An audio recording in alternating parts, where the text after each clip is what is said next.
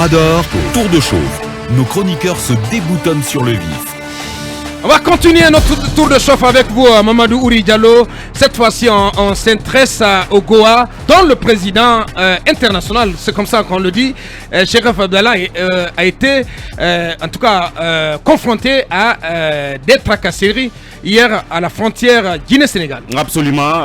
On apprend aux dernières nouvelles qu'il a été permis de continuer sa route ce matin. C'est ce que je venais de dire tout à l'heure. Bien. Vous m'avez dévancé là-dessus. Bien, allez-y. Alors, je lui ai parlé effectivement ce matin à Abdallah, je l'ai appelé et donc il m'a confirmé que à l'instant où nous parlions, il avait déjà traversé donc la frontière côté guinéenne. Il était pratiquement sur le sol sénégalais. Ouais. Mais ce qui s'est passé la veille, c'est qu'il était en partance pour Dakar, donc par voie routière ou terrestre si vous voulez, Ouais. et dans sa propre voiture 4x4, donc il a été donc bloqué à la frontière à Sambailo dans Koundara. Ouais. Et donc il va demander ce pourquoi on l'a arrêté. Je pense que selon ce qu'il m'a donné comme explication, quelqu'un aurait juste transmis une liste par WhatsApp au chef de poste qui donc l'avait bloqué, sur laquelle liste figure ou figurait son nom, Ouais. mais aussi le nom de Elhadj, celui dont la femme a été nommée Elhadj Sanloa, Ouais. et même Selouda Diallo, je crois, si j'ai bien entendu. Ouais. Je crois que ça doit être une liste longue. Il a demandé à ce qu'on lui transfère la liste, on n'a pas accepté. Et je crois qu'on peut tenter de l'avoir. Ouais. Finalement, la nuit. Voilà, je pense que voilà. Pour te répéter, finalement, on l'a. Monsieur Abdallah Cherif, président international du Goa, est en direct sur Film FM depuis la frontière Guinée-Sénégal. Bonjour à vous, monsieur Cherif. Bonjour, comment allez-vous, monsieur? Nous allons très bien. Bienvenue sur notre antenne. Allez-y, Bassekou. Monsieur Abdallah, on apprend hier que vous avez été arrêté du côté de Sambailo, c'est bloqué. Après, on vous a permis de continuer votre route. Dites-nous comment tout cela s'est passé. Oui, effectivement, je suis arrivé à 16h au niveau des postes de Sambailo. Ça, c'est juste après Koundara, pour ceux qui ne connaissent pas. Donc, au niveau de la police, là, ils ont vérifié mes documents, ils ont pris la carte d'identité nationale. Ils sont rentrés en disant de vérifier sur une liste là-bas. Ils ont vérifié, le policier est sorti après à peu près 30 minutes. Il est sorti avec tout en continuant à communiquer avec des gens. Mais il m'a quand même remis mes dossiers, il m'a dit de partir. Je suis parti, j'ai fait la formalité, au niveau de la gendarmerie, la douane. Tout le monde me connaît. Lorsque je suis arrivé, tout le monde s'est levé, ils sont en train de me saluer, il y avait de l'enthousiasme et tout. J'ai fini avec la douane, la gendarmerie et puis les policiers de antidrogue parce qu'ils sont tous là-bas. Donc je voulais bouger, j'étais assis dans ma voiture, je vois encore les policiers dans leur voiture venir me dire de tourner. Ils ont pris d'autres agents pour mettre dans ma voiture, de retourner. Je retourne. Là encore, on me fait asseoir maintenant de 16h, à peu près 16h30, jusqu'à 19h30. C'est lorsque j'ai fini de prier. Il m'a dit de rentrer, je rentre, il m'a dit que il a reçu une liste sur son téléphone, une liste sur WhatsApp. Il m'a montré la liste où mon nom et le nom de Elhadj Ousmane Sanloa et le nom de Elhadj Selouda est mentionné, que c'est nous qui finançons le SNDC, donc j'ai pas le droit de sortir. Je lui ai répondu directement là-bas. Ça m'a fait même rigoler d'abord. J'ai rigolé, après j'ai dit que ça c'est des faux problèmes. C'est vraiment des faux problèmes. C'était ma réponse. Et par la suite, voilà. Et par la suite, est-ce qu'on vous a... Et par la suite, qu'est-ce qui s'est passé? Ils m'ont retardé là-bas, ils ont voulu me retourner d'abord, ils m'ont retardé là-bas jusqu'aux environs de 20h30. De là-bas, on nous a déplacés pour le commissariat central de Koundara. Maintenant, arrivé à Koundara, j'ai trouvé le commissaire adjoint avec une mine serrée. Donc, on m'a fait asseoir là-bas.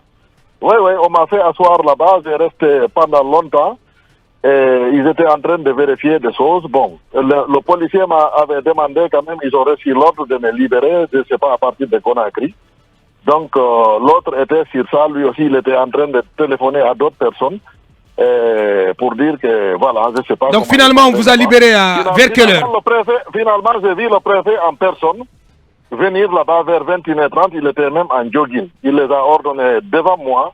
Il les a demandé de me libérer, que l'ordre vienne de Conakry de me libérer. Il m'a dit, monsieur Chérif, si vous voulez vous continuer, si vous voulez vous retourner. J'ai dit, mais je ne peux pas continuer la nuit là. Trouvez-moi alors un hôtel avec la sécurité, parce que moi je ne badine pas avec ma sécurité. Ouais. Cette fois-ci, je suis dans votre juridiction, c'est vous qui allez assurer ma sécurité. Donc, comme toute la presse était en train de parler, quelque part, j'étais quand même, je savais qu'ils sont surveillés. Ouais. Alors, ils ont mis des policiers à ma disposition. Nous sommes retournés à Sambailo, à l'hôtel de Sambailo. C'est là-bas que j'ai passé la nuit et le matin, là, tranquillement. Bien. Comme ils m'ont remis mes documents et tout le trajet, là, tout le monde me connaît. Parce que du côté du Sénégal, je viens de traverser. Même le pass avant. Les douaniers m'ont donné ça cadeau. Lorsqu'ils m'ont vu, ils n'ont rien regardé. C'est le respect comme un tapis rouge. Bien. La frontière sénégalaise. Voilà. C'est vers chez nous qu'il y a eu des tracasseries. Monsieur, dernière question. Oui, dernière question. Est-ce que vous pouvez vous dire que vous êtes désormais inquiété en Guinée ou pas?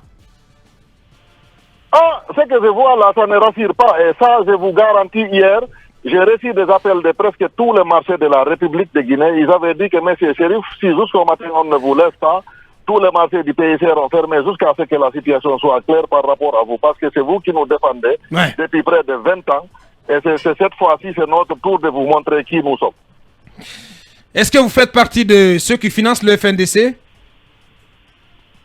Ça, c'est des faux problèmes. Je vous dis que c'est des faux problèmes. Moi, j'ai participé justement à la campagne du FNDC, toutes les manifestations autorisées du FNDC pendant la lutte contre le 3e mandat. J'ai participé et j'ai tenu des discours, ça, je l'assume.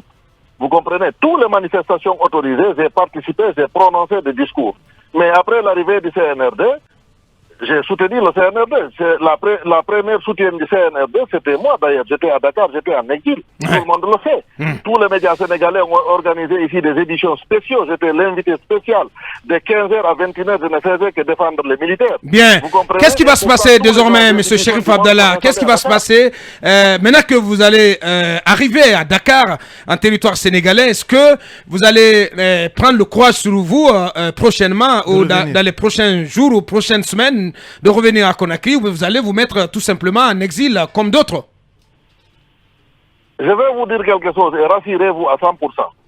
Moi, je ne bougerai pas d'une iota de la République de Guinée parce qu'il n'y a pas un seul citoyen, je dis un seul citoyen, à République de Guinée qui est plus propre que moi. Je reviens quand je vais. Je ne vais même pas dire, je reviens. Bien. Et quand je reviens, je vais à Film, on va parler là-bas directement, tout le monde, pour que tout le monde sache que je suis là. Je ne bougerai pas d'une iota. Moi, je suis clair. Vous n'irez plus en exil? Je suis clair, je ne serai pas en exil. L'exil là, c'est terminé. Bien. En tout cas, il ne reste plus qu'à vous dire merci et bonne continuation. Bonne route, M. Chérif Abdallah. Je vous remercie, que Dieu vous protège, que Dieu protège la presse, parce que vous avez joué votre rôle et je suis fier de vous. Merci, M. Chérif Abdallah. Akoumba, c'était M. Chérif Abdallah. Oui, c'était M. Chérif Abdallah, comme on le connaît, avec son langage direct, mais c'est quand même inquiétant. Rappelez-vous, j'aime souvent faire allusion à un haut cadre guinéen, qui est empêché de sortir du territoire national sans aucun acte officiel. Ouais. Et ce haut cadre est très sollicité à l'international par des cabinets qui travaillent au niveau africain et au niveau mondial. C'est un haut cadre du ministère des Mines et de la Géologie. Empêché de sortir, juste peut-être parce qu'il a été haut cadre sous Alpha Condé. Il n'a pas un acte qui l'interdit de sortir, mais il ne peut pas sortir. Je pense qu'il faut que ces pratiques-là cessent.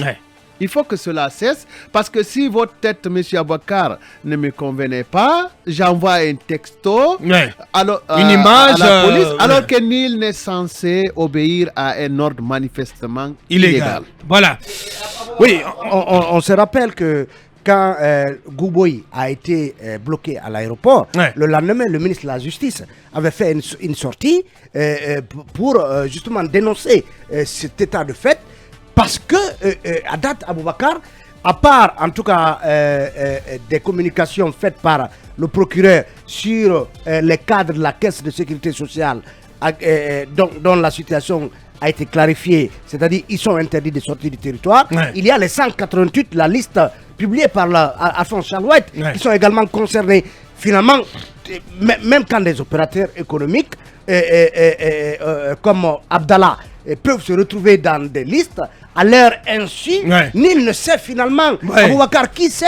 Si moi voulant sortir de l'aéroport ou voulant sortir désormais je pense qu'il faut vérifier avant d'aller à l'aéroport.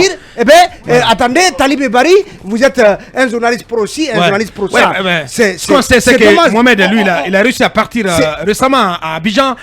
Il n'a pas eu de complications à l'aéroport. Oui, mais voilà, pour nous autres... Mais ils ont une liste, croyez-moi, ils ont une liste. Pour nous autres, on vérifiera avant d'aller à l'aéroport. Parce qu'on vérifie d'abord, il y a une liste sous la table, on vérifie, on regarde votre visage 2 fois et on vous dit, monsieur, passez. Merci. Et évidemment, en demandant de laisser quelque chose, est-ce que vous avez du franc guinéen? Laissez ça, s'il vous plaît. Laissez les jetons. Voilà. Allez,